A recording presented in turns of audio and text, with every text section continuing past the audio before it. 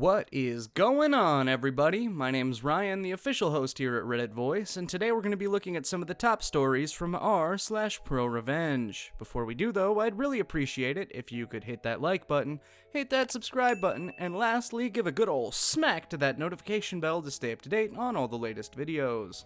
Senior manager gets me fired, I turn things around and get her job and salary, plus see her break down and let her know exactly how I got my revenge.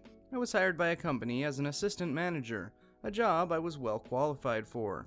The owners are rarely on site as he owns several businesses. The company's run by a GM who hired me, but who works mostly second shift and who I therefore would have little daily contact with since I was hired for first shift. I was assigned to EVA for training. EVA was a manager and had been with the company for 5 years. We will call her Eva because that's probably how they wanted me to pronounce it. I trained with her for a few days and then I was on my own. Though she and I had overlapping shifts and would see each other a few days a week, we were friendly but not close. After a few months, I was doing well at my job and had even gotten some new procedures adopted to help boost sales. Eva began to act resentful. She would correct me for small things and took any opportunity to remind me that she had trained me. It didn't matter to me, she wasn't my boss, I reported to the GM, so I mostly just ignored her. What I didn't know was that Eva was not just tight with the GM, but they had worked together at another place for 10 years before this one. At a shift end, GM asks to talk, tells me it's not working out and says I'm still making mistakes at 6 months that I shouldn't be. I ask for examples, and a few of them were petty matters. Eva had mentioned, but most of them were just not true. I tried to argue, but it was clear that I was set up. I decided to reach out to the owner since I have nothing to lose. He was sympathetic, but he said he relies on the GM to run the business and to have support her decision. Then he mentioned that if things hadn't been so bad between me and Eva, it probably could have worked out.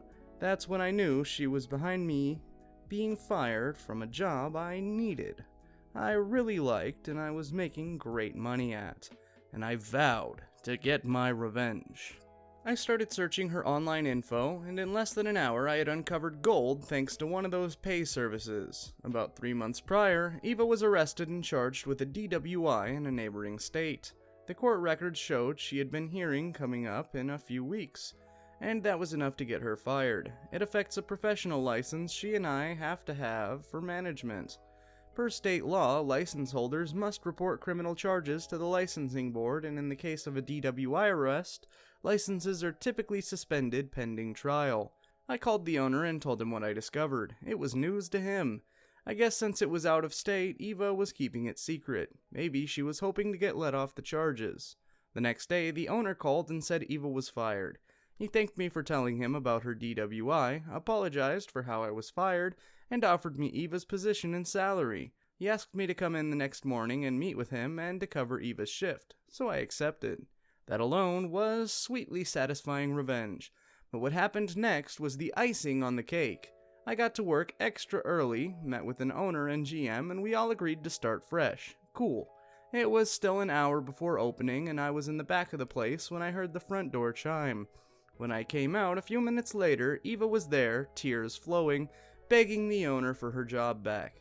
She obviously didn't know I was there because when she saw me, her whole body seized in shocked expression was priceless. I walked right by her, staring her down with a shit-eating grin, and went on outside. Eva came out a minute later and wouldn't make eye contact. As she walked away, I said, "Good luck on the 23rd. That was her court date. Trick me out of my laptop? You'll give me your car. 13 years ago, I was in my late teens, living on my own and really struggling to live financially. One of the few possessions I had was an old laptop. My laptop had stopped working properly, and while I'm fairly proficient in using a computer, I had no idea about fixing them. I did a bit of searching on the internet, but couldn't get it working, so I asked my stepdad to take a look. He has a quick look and says it's fucked, but he'll take it off my hands if I don't want it. So I said sure. If it's broken, then it's no good to me. 10 minutes later, I walk in the room and he's using it. I asked if he fixed it and he said, "Yeah, thanks for the laptop." I was obviously pissed, and my mom said she wasn't getting involved, and his only response was that he did a quick internet search to find the fix, and I could have done the same. I was broke and he took one of my only possessions even though he had a PC and a laptop already. A few months later, I was visiting my mom and stepdad when I had an idea. While I am useless with computers, I'm very competent with mechanics, specifically Audis, and my stepdad had a 2001 Audi A3. Before coming to the house, I went under his car and unplugged the oil level sensor and a vac line for the turbo. Later on that day, he went to go to the shop or something when he started the car up and it threw up the oil warning lights on the dash and wouldn't boost. So he turned it off and had a look of concern on his face. I went out to ask him what's up and he said that something's gone majorly wrong. He says something along the lines of catastrophic turbo failure or engine failure. He's already spent quite a bit on repairs and didn't want to spend any more money on it, so spoke to my mom about just cutting his losses and scrapping it. I asked how much it's worth at the scrapyard and he says £100. So I ever so graciously offer £120 to take it off his hands and maybe part it out, which he accepts. He sighed over the logbook title and wrote me a receipt of purchase and handed the keys over. I walked outside, lifted the bonnet, pretended to look at my phone for a minute, went under the car and plugged the vac line and oil sensor back in, fired it straight up and drove around the block. When I got back, I gave him the thumbs up and said it's all fine now. His mouth was wide open and he was mega pissed, and my reply was, "You could have found the solution too with a quick internet search."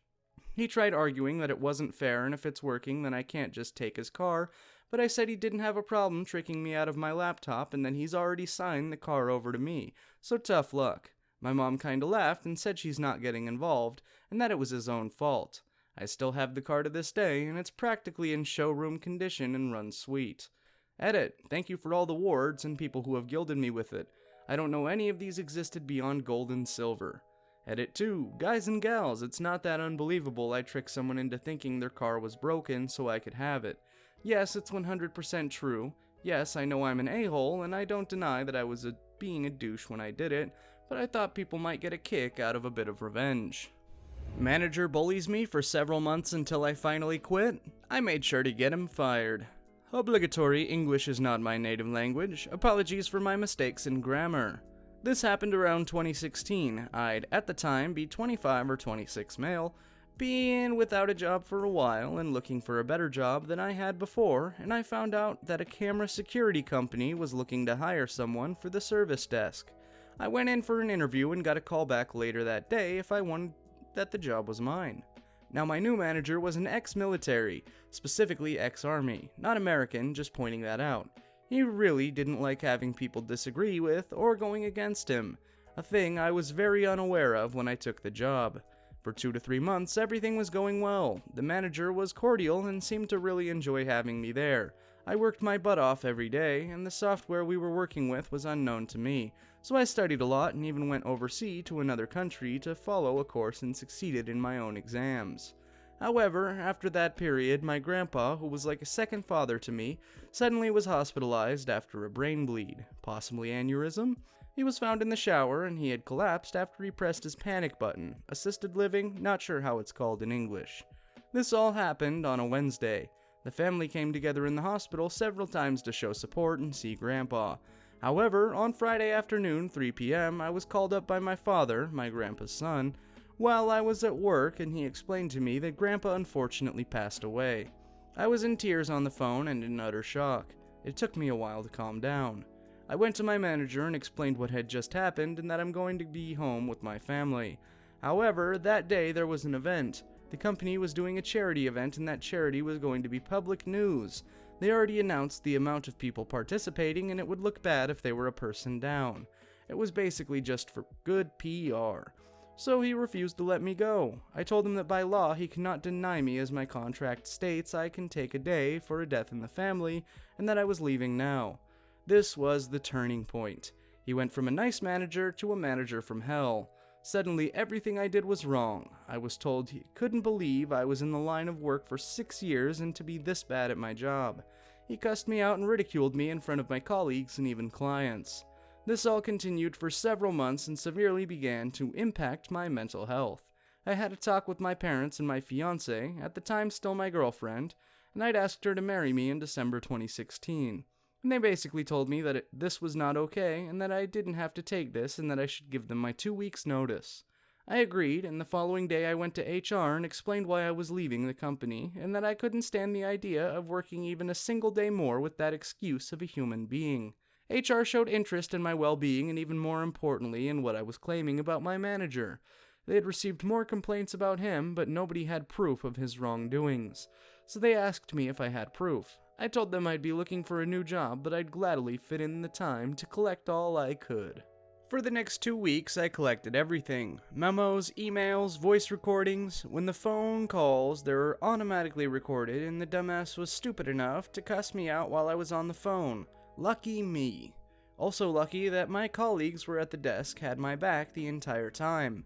They'd been trying to cheer me up, said I was doing fine work, and that they also didn't understand this man's behavior. So when I came by and asked if they'd mind signing a document that everything I stated in the paperwork was true, they gladly did. I had one last talk with HR and him at the same time the last day I was there. Before he even walked in, I told the HR person who was mediating, he's going to walk in, say what he wants, and say I'll be quiet and listen. When he's done, I'll explain my side, and he's going to interrupt me, tell you I'm lying, and talk about completely non-related subject matter to drag the conversation in another direction. She looked surprised at my comment, but had no time to respond as Mr. Army Man walked in and began his spiel. Exactly as I stated, he'd blurt out his side, and once I tried to talk, he'd consistently interrupt me and tried to pick fights. Eventually, I got up, told HR, I told you so, here's the documents you've been asking for. I placed a filed folder with several dozens of emails, plenty of memos, and a USB containing 3 phone calls and conversations, and even video footage of him yelling at me. In both voice and video recordings, you could easily hear him cuss me out. I gave the manager a big bright smile, who was smirking victoriously, and said to him, I don't think you'll be smirking like that for long. Enjoy your little victory.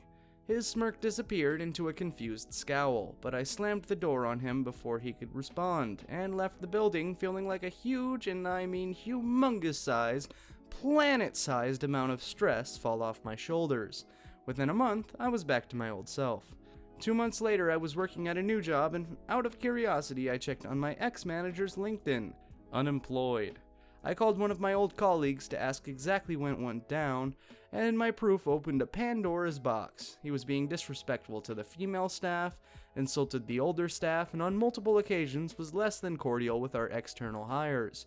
None of these were complaints that were acted upon because it was his word against theirs and there was no proof. However, me providing an overwhelming amount of proof on his gross behavior towards me made all the other complaints now to be taken as fact. He was promptly fired less than a month after I left, and they refused to provide him with any form of reference. In a field like this, reference means a lot, so not getting one from a company you worked for nearly a year is a huge red flag. It's now 2020. 4 years passed, and according to LinkedIn, he's still not working in his field. I'll gladly admit that I felt rather wickedly satisfied, and still do whenever I happen to think about it.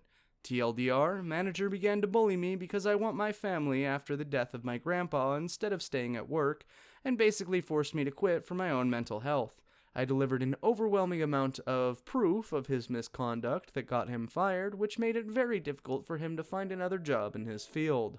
Edit. My first awards ever. Thank you, kind strangers, for the awards and all the responses.